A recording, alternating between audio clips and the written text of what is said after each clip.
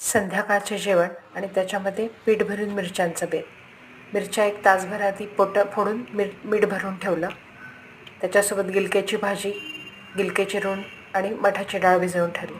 आमच्या मम्मी आज गावाकडे गेल्या होत्या, तिकडनं त्यांनी छान भाजीपाला आणला होता. मग ताजे गिलके, पीठ भरून मिरच्या, लसूण तेलात टाकला आणि पिवळा मसाला टाकला. याच्यामध्ये धणे जिरे पूड सगळं असतं. त्याच्यामुळे फक्त तेवढं लाल तिखट टाकायचं आणि लसूण टाकायचं आणि धुतलेले गिलके आणि मठाची डाळ छान अशी तेलात परतवून घेतली आणि त्याच्यावर 5 मिनटं झाकण ठेवले.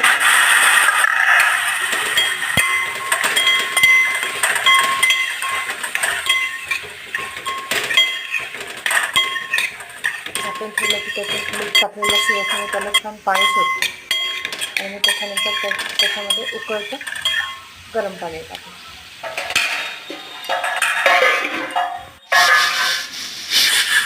त्याच्यासोबतच मग तूप, जिरा, साधी खिचडी लावली मुगाच्या डाळीची.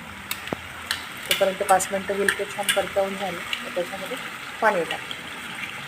पाणी जरा बरं टाकलं कारण आमच्याकडे सगळी ज्येष्ठ मंडळी आहे, त्यांना काळा मोडून भाजी खायला लागते. उकळल्यावर त्याच्यामध्ये 1-2 चमचे बारीक कूट घातला आणि तो पिवळा मसाला ऑलरेडी धणे जिरे असल्यामुळे घट्टपणा येतो. शेंगदाण्याचा कूट असा कमीच घालावा लागतो त्याच्यामध्ये. मी पण 10 मिनटं झाकण ठेवली. छान एका बाजूला ती भाजी उकळायला लागली. इकडे बेसनाचं पीठ, त्याच्यामध्ये सगळं मसाले, तेल घालून पीठ मिरच्यांचं पीठ भिजवून ठेवलं. आपण भाज्यांना भिजतो त्याच्यापेक्षा थोडंसं घट्ट भिजवायचं आणि 5-7 मिनटं त्याला छान फेटून घ्यायचं. त्याच्यामुळे की ते हलकेपणा येतो. तोपर्यंत भाजी उकळली छान आणि तयार झाली. तिचा गॅस बंद केला आणि त्याच्यानंतर भाकरी करायला लागली.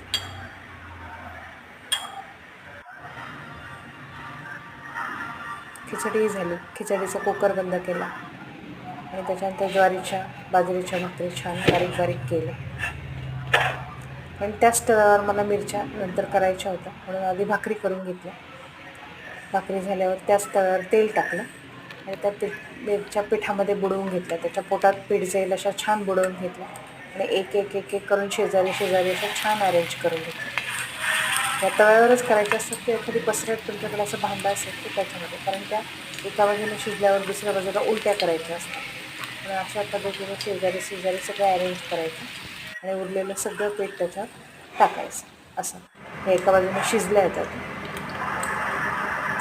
त्या झाकण घातलं की 5-7 मिनिटांनी शिजून जातात. उलट्या केल्या ह्या एका बाजूने पुन्हा 5 मिनटं झाकण घालायचं कारण मधली जी मिरची असते ती शिजली पाहिजे.